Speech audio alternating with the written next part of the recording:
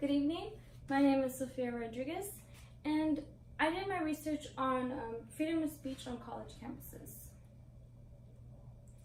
So there are two main questions at hand while I was doing this research. One is why are some college students being silenced on college grounds, and the second one is who exactly is behind silencing college students on campus.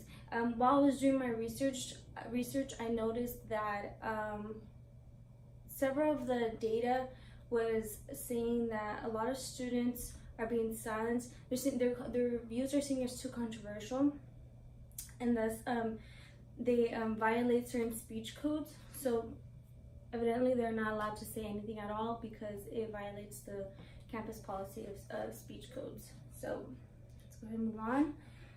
For my literature review, I do want to go over a few pointers. So crucial elements, I will be going over hate speech violations and speech codes, how they're being implemented on college grounds. I will be going more in depth about that in the final presentation, speaking on the fact that the notion of hate speech does trump some people's views on certain things.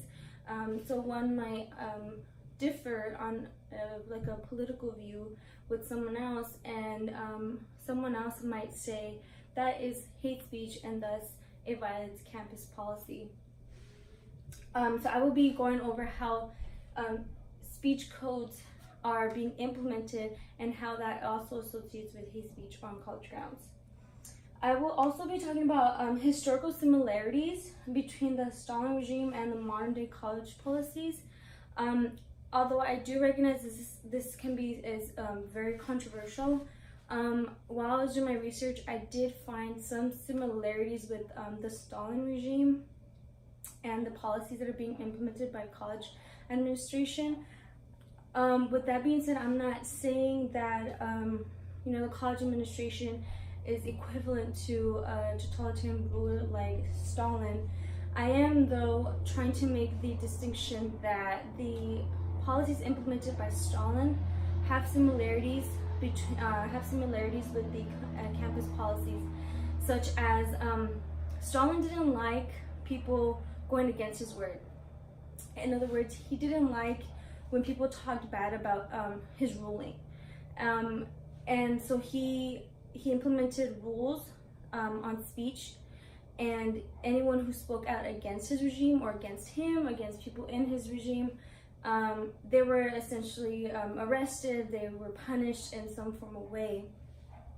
And I'm simply making the distinction that colleges today are also doing similar actions like implementing speech codes to prevent someone from saying something that someone else might not agree on, and thus college students are being penalized for that. To continue with my literature review, I will also be going over this group called Antifa, or anti-fascist. They're called the Berkeley Antifa. To my understanding, they started from Berkeley. It's a college organization. And I will be going over this artwork right here. Now, this artwork is by Ben Garrison, and he draws this very controversial art piece that, just by looking at it simply, you can see that he is saying that the college Antifa are essentially Nazis, right? He has these people as swastikas, and he's charging at two controversial speakers that were supposed to speak at the Berkeley campus. And he also drew, painted, I should say, he also painted these, this down here, is their conservative views in shapes of books, and they're being burned. So if one can look back into their history and notice that Hitler did the same things in his regime. He got rid of all the books that went against his totalitarian rule, went against anything that wasn't Hitlerism. So Ben Garrison is making that distinction that the actions by this group are very similar to the ones that were taken by the 1940s, 1930s Nazis. So I will be going over this more in depth during the final presentation. And I will also be going over how activists were assaulted on college grounds due to their views. There's this one incident where this person assaulted another person that wasn't from the college, but was simply there to speak with people that, to conversate with other people with differing views and things like that. And this person that completely disagreed with this other man took initiative and started physically assaulting the person simply because he didn't agree with him. And there's video evidence to show that. He's actually on trial right now as well for those assaults on that person. Next slide. And my methodology, I got this survey that I found really reiterated what I was attempting to find in my research. It was from the Heterodox Academy survey. It measures that some students are afraid to speak out in class. In other words, when students are in class and their teachers are talking about certain things that are controversial or certain things that can be very touchy to some people, some students feel that they may not, they can't speak out on the issue because they will get repercussions from their views. And I try to make the distinction that is because of the speech codes being implemented on college campuses. So these students feel that if they violate these speech codes, they will get repercussions because they will face repercussions, for those views, and they will essentially get penalized.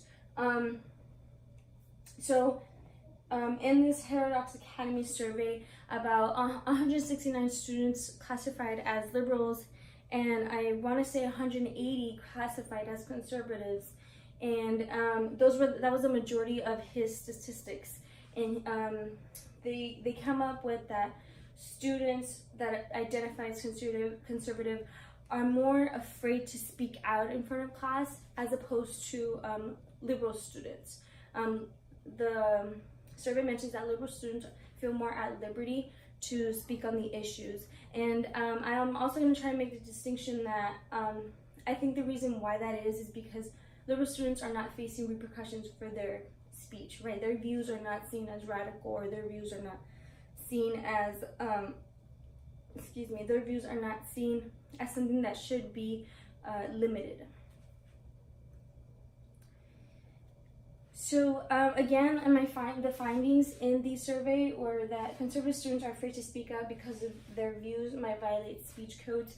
So in the final presentation, I will attempt to make the connection that due to this, students are not able to speak out outside the classroom. So if students feel that inside their own classroom, their own intimate set of classrooms, say a classroom of 40, if students are not able to speak out, they're also more than likely not going to speak out outside of their classroom, and they're not going to engage in other, civil discourses with people outside their classrooms because they don't want to face those either violent repercussions, speech code penalties, and things like that. So my concluding statements are, so I came up with the conclusion that controversial speech is not tolerated on college grounds based off of the survey, based off the research and the things that I've read, the articles that I've read, This mostly aligns with views that are more conservative than liberal. Not to mention moderates, people who identify as moderates are also seen as too controversial, and they too can be penalized for views that are seen as too radical and that violate the hate speech and speech codes implemented on college campuses. And I will be attempting to ask the question or answer the question, what now, right? What happens now? What was the point of this research? And my point, or my hope, was that students can have civil discourse regardless of their political affiliation, right? In terms of what happens after this, I do realize that President Trump signed an order saying that any public universities who do not abide by the First Amendment, which is free speech, will not receive federal funds to their school. So I think that was a good part for college students, so that all students can have civil discourse and all students can engage in conversation and the exchange of ideas, and essentially formulate your own opinion based off of, you know, contextual evidence that students can take and formulate their own, you know, conceptions of certain ideas, certain philosophies, certain you know, certain topics and things like that. And then also I will be going over post opinions about my research. I did find some difficulty finding a lot of academic sources. That was one of my faults that I did not include in my research.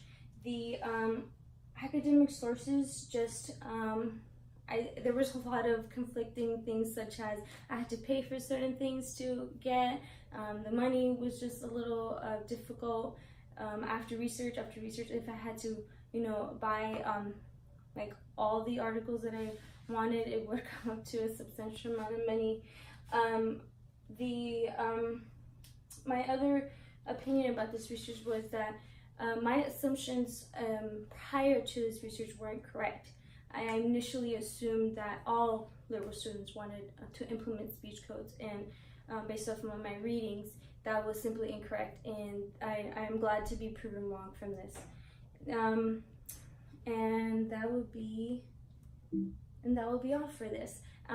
For my final, I will include more slides, and I will go more in depth in the literature review and the methodology, and also include the sources that I use for those things. So thank you very much.